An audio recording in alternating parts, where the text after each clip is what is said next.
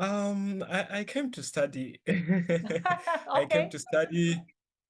So 2017, I came to do my bachelor's here, and I studied applied physics okay. for 4 years. That is the bachelor that I did, and after that, I graduated last year, and I Oh, started doing my wow. master.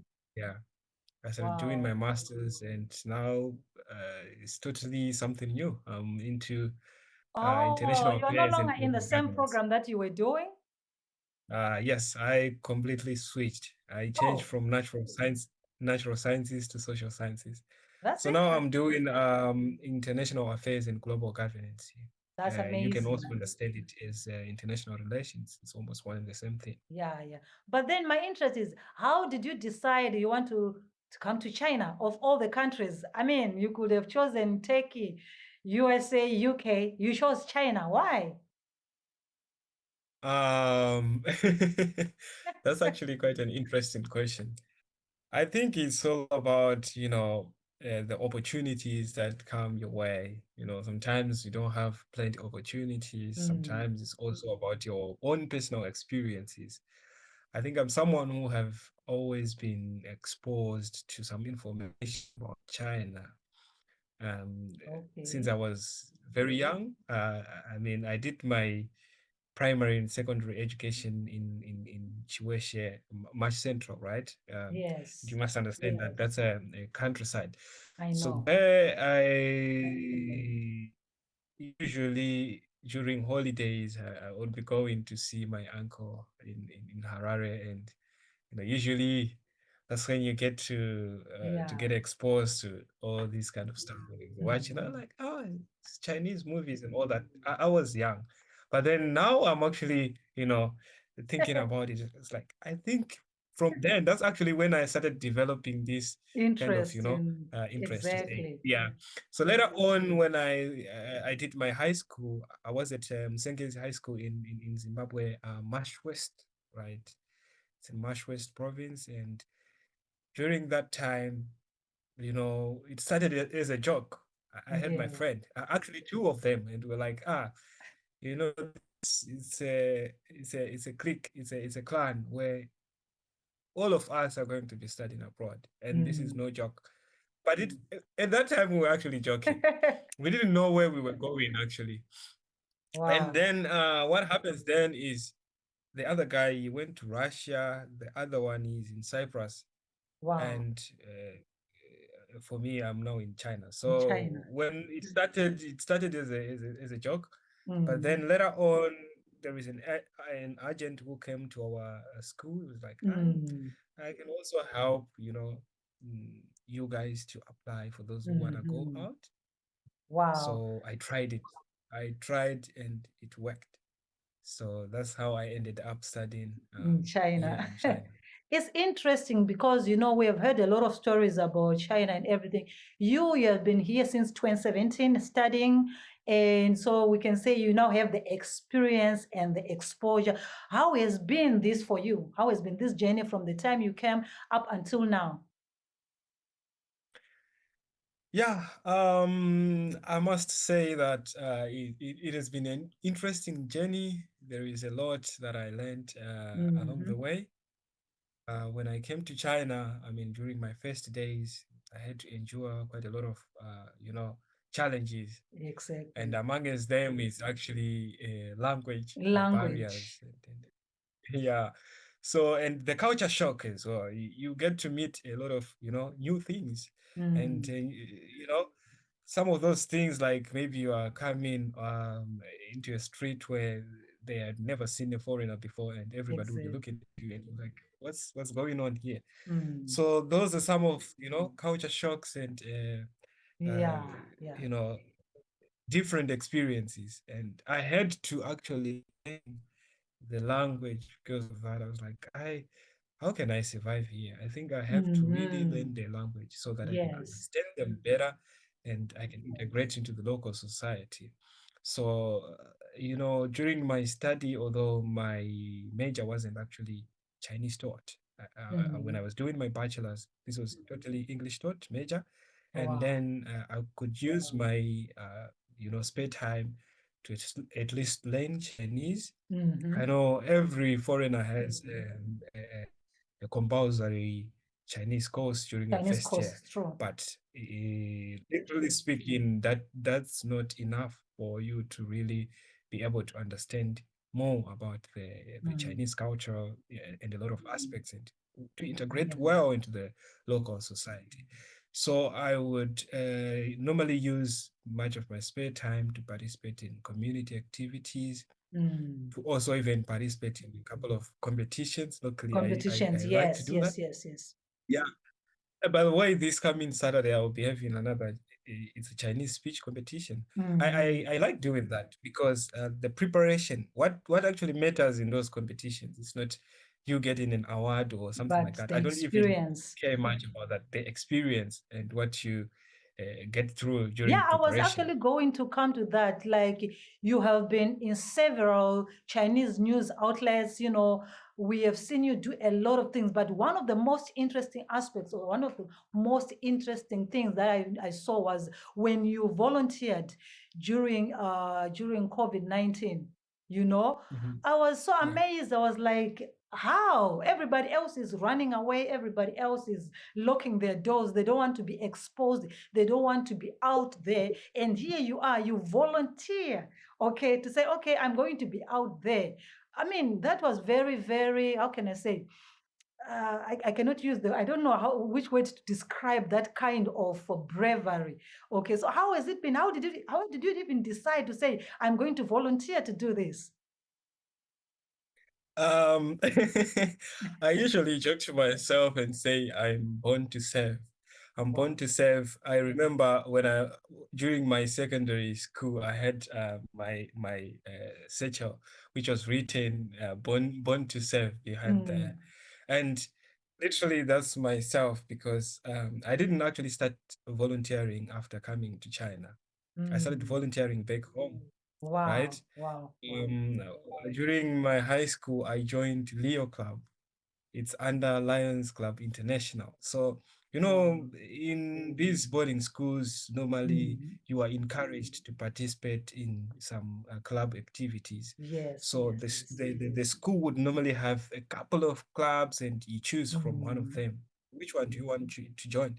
So at that time we had Leo, we had Rotaract, we had Interact, we had also Toastmasters. Uh-huh. So I went for Leo, and there was that competition between I Leo know. and Toastmasters, and it was interesting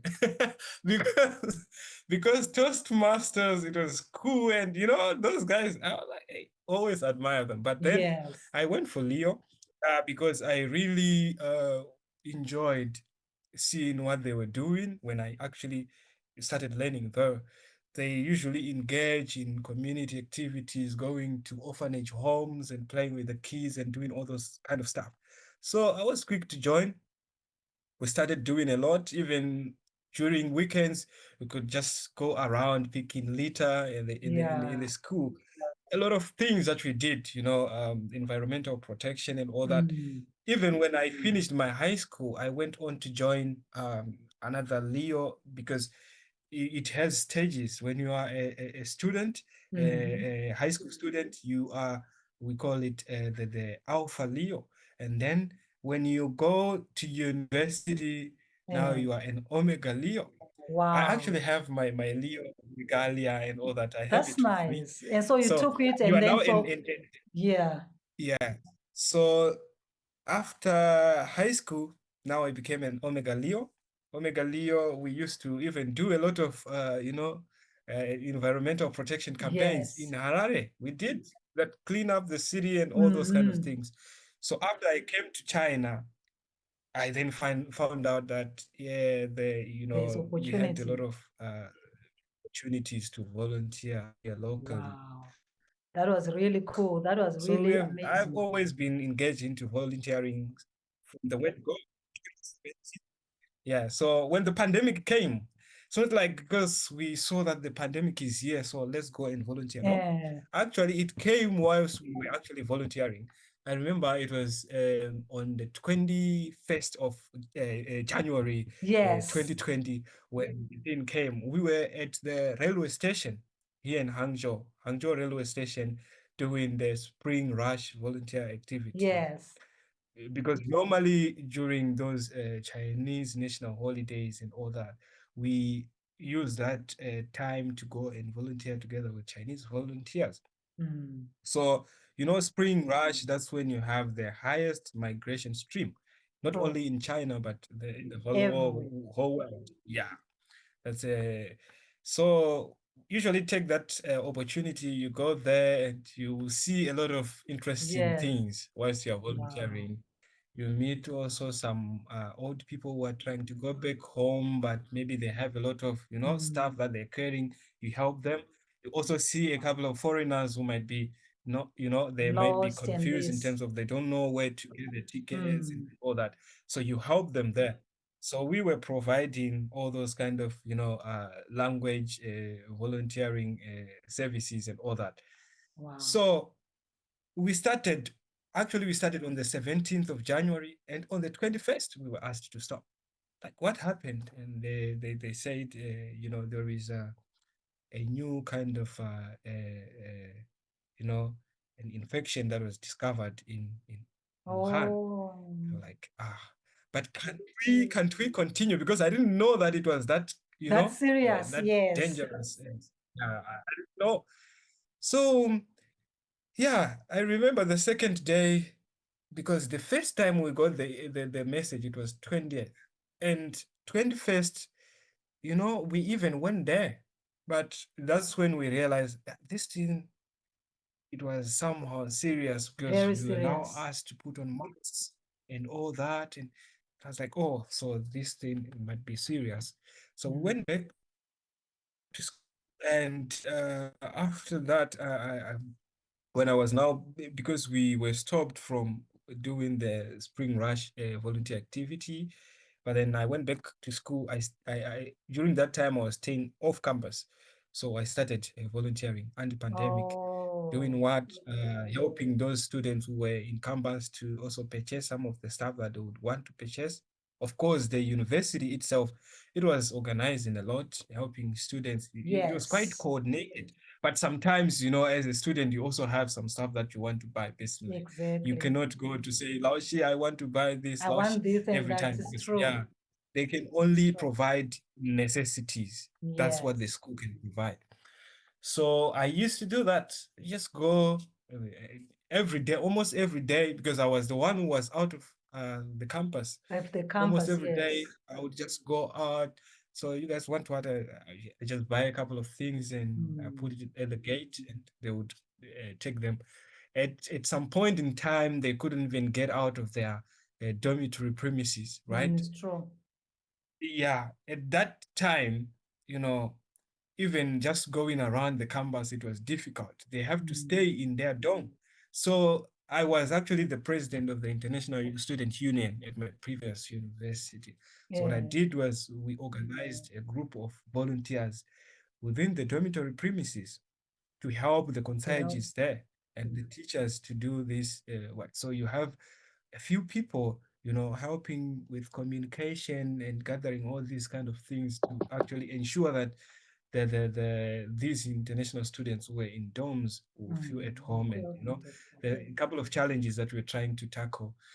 And later on, people starts getting even quarantined, and when you're quarantined, we had a couple of international students who were staying off campus, but they were Mm. in other cities. When they came back, they got quarantined. I was Yes. outside there, go to give them some food and even communicating with them, Wow. reminding them what they should do. Yeah. And when it started getting better and better, I even went to volunteer in downtown there. We had a couple of volunteering activities Mm. there, even in the community that I was staying. Besides, you know, helping those who were in quarantine, I Yeah. used to also go to the even community gate to communicate with foreigners. Sometimes, you know, challenges. Someone is stopped at the Yeah, gate. You it's cannot true. enter our community, and language barriers again, problems, Mm. would start. They don't understand you, you don't understand Yeah. them, So, and but that one is also is another issue of language, and we know that a lot of foreigners in China have complained of discrimination, and then here you are, you interact every day, you are always like, my thing is, majority of of Chinese have this continuous depiction of Africa, maybe Africa is just one country. I mean, your position with the interaction that you have had with Chinese, how have you helped to balance this perception? okay, yeah.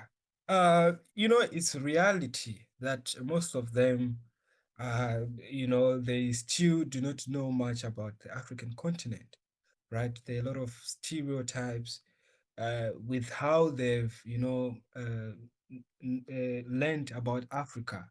It's Mm. through some channels, which are some of them unofficial, some of them which are kind of biased. So we cannot continuously complain as the youths. We should do something about it. You see what is going on, then what's your solution?